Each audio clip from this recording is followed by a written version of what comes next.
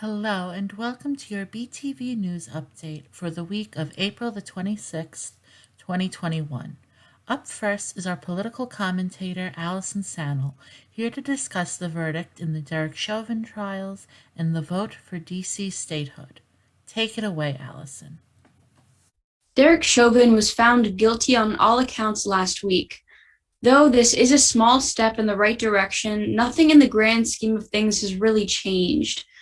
You will continue to see activists call for police reform. This is still a systematic issue.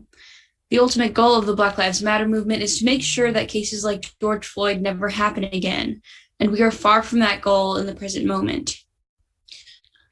Washington, D.C. is currently closer than it ever has been to officially becoming a state.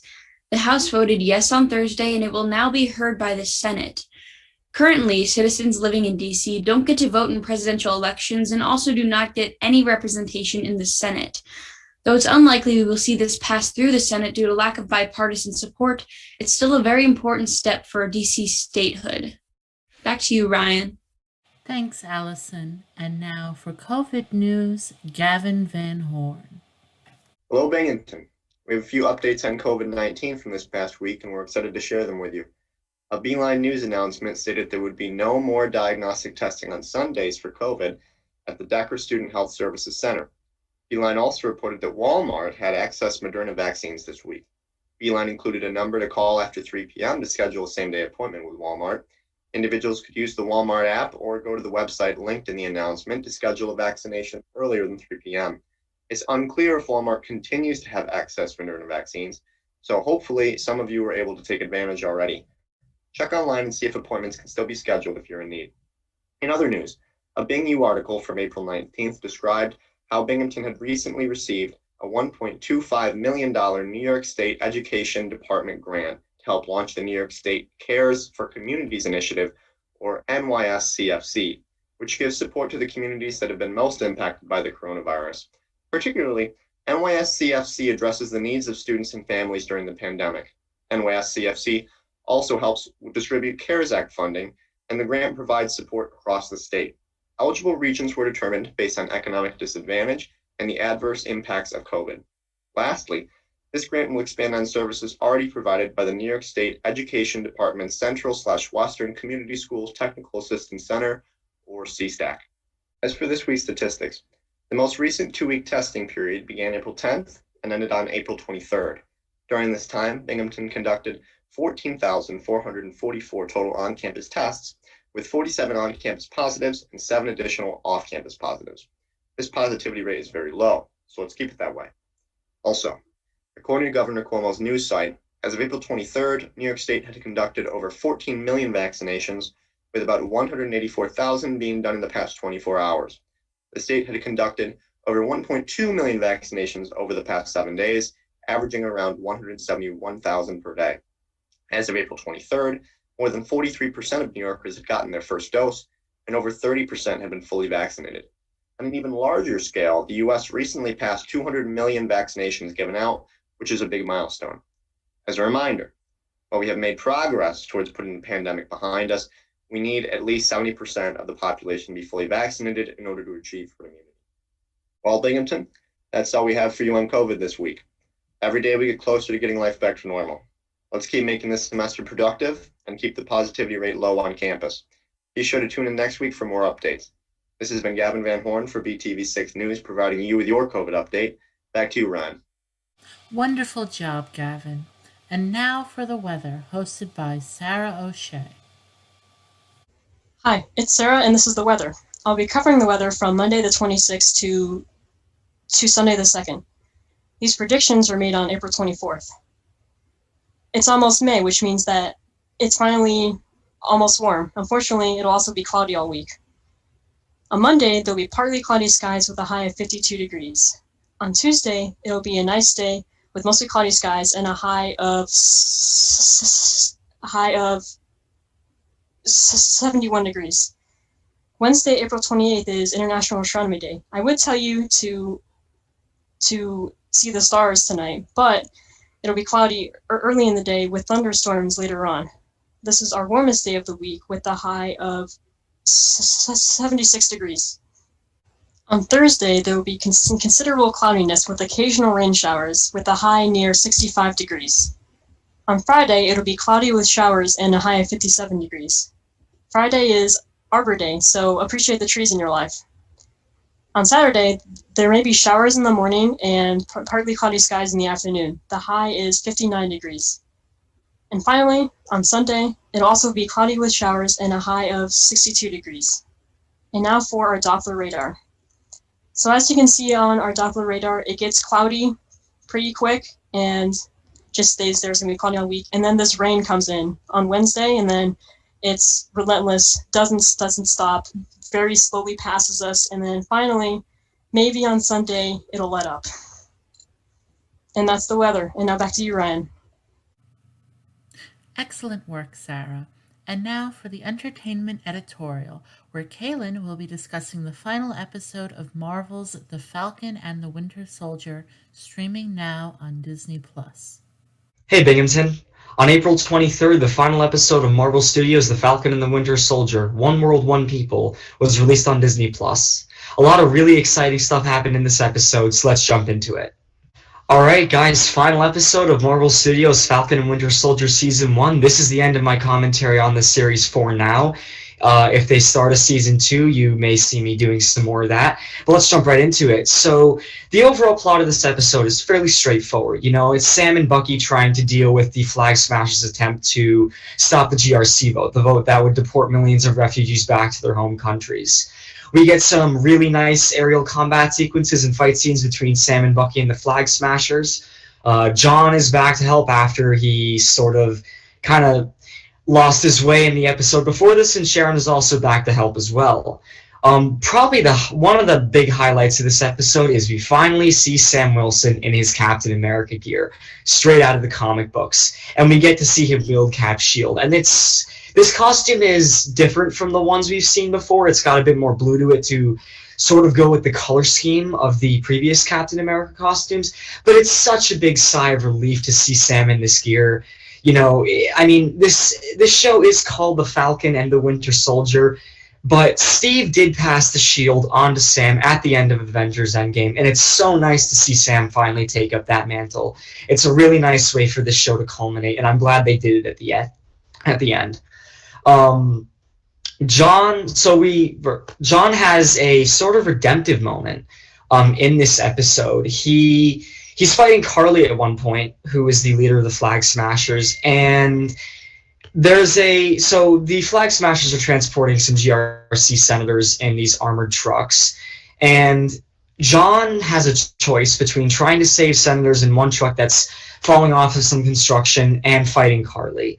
And he makes, I guess, the more Steve Rogers moral-like decision, where he decides to go to the truck and try and save those people. Now, he's not successful with it because he gets knocked off of the ledge and ends up falling to the ground below. But the important part is that John made a non-aggressive, non-soldier-like decision. And it's sort of nice to see him just begin to get onto that arc. John has a new costume at the end of this episode. It's a darker one, and Val, who we saw in the previous episode, refers to him by his comics name, U.S. Agent. I think we can definitely expect to see more of John in the future, and Val as well. We already know that Val is slated to appear in Black Widow in some capacity, and it's very likely that she will appear in some other Marvel TV shows or movies as well, and I would be surprised if John Walker didn't. So in a very interesting plot twist, it's revealed that Sharon Carter is actually the power broker, this person who's been teased throughout the series, and that Carly has been working for her kind of this whole time. In the fight sequence, Sharon kills both Baytrock and Carly, but Carly is able to shoot Sharon, I think, once or twice before Carly dies, so Sharon is a bit wounded. At the end of this episode, Sharon is actually granted a full pardon, which is, ironic now because she is this power broker person who is doing all this sort of secret weapons and whatever it is, contracting. At the end of the episode, she's in sort of a mid-credit sequence, she is on a phone call talking to someone about the future of their operation. It seems as though Sharon is going down kind of a villainous arc, which is really not what I expected from the character. After her appearances, her really morally genuine appearances in Winter Soldier and Civil War, it's surprising to see her go down kind of a villainous arc, but you know what? Marvel has a way of pulling these things off and making them really successful, so I look forward to see what Sharon ends up doing in her future appearances. Being that it's the final episode, a lot of characters resurface, including Zemo, who gets a nice little cameo from the raft. The old man and the girl Bucky went on a date with, both from the first episode, also resurface, and there's sort of more with Bucky's effort to make amends, and his reformed effort to make amends after Sam's advice from the previous episode. So we may see Bucky go out on a date with this girl in the future. I do not know when Bucky is going to appear in the MCU again. It has not been announced when Sebastian Stan's next appearance will be, but I always look forward to it. And I think the second big highlight of this episode is this really memorable speech that Sam makes in his Captain America costume on live TV to the senators who were at the GRC vote. And it's a speech about struggle and about what it's going to mean for him to be a black Captain America. He talks about how, you're struggling to find a place for these people to live in a post-Endgame world. Well, that's the same struggle they go through every day. And for the first time, these senators will actually be able to relate to and understand the struggle of these people who they would be deporting. They say, oh, it's complicated. Well, at the end of the day, it's only complicated because the senators are making it complicated. And that's one of the points that Sam makes. But the other one, and this is, sort of a racial commentary, is, well, Sam, recognizes the fact that there are people who will not accept him as a black Captain America. There are people who, are looking for Captain America to have blonde hair, blue eyes, white-skinned, and Sam doesn't have any of that. He was given the shield by Steve, but just because Steve believed in him doesn't mean that the entirety of society will. Now, during the, aerial fight sequences and the grounded fight sequences earlier in the episode, Sam was getting a lot of cheers. And we saw them coming from, people of color and also some white people.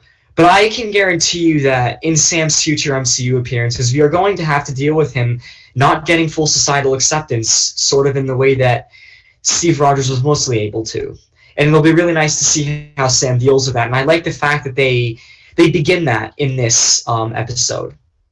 So overall, the speech emphasizes that Sam sort of has a mindset like Steve Rogers and really can live up to his legacy despite not having the super soldier serum. And in his speech, he also questions why Carly's followers would go against world governments and be willing to die for her cause. He says to these senators, why would they be willing to do that? And then he sort of ties that back into this whole struggle component of people who, haven't fully been able to acclimate to a post-Endgame world and who are having a lot of issues. So that speech, it wasn't just about those senators or Carly, it was a global speech. And it was done on live TV. And I really appreciate the fact that they gave Sam Wilson the time to do that. As sort of a minor plot point, to where Marvel just culminates another storyline, Sam takes Isaiah to the Captain America Museum and shows him a statue that's devoted to him and a little bio on the wall so that the world won't forget what he did before he was thrown into jail when he, was a super soldier and when he was running around doing that. That's great.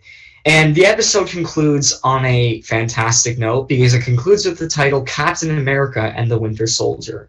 Now, the title of the series did not change as a result of this, but it's really nice to know that the title of this series at the end reflects the character development and the plot and story of Sam Wilson through the series.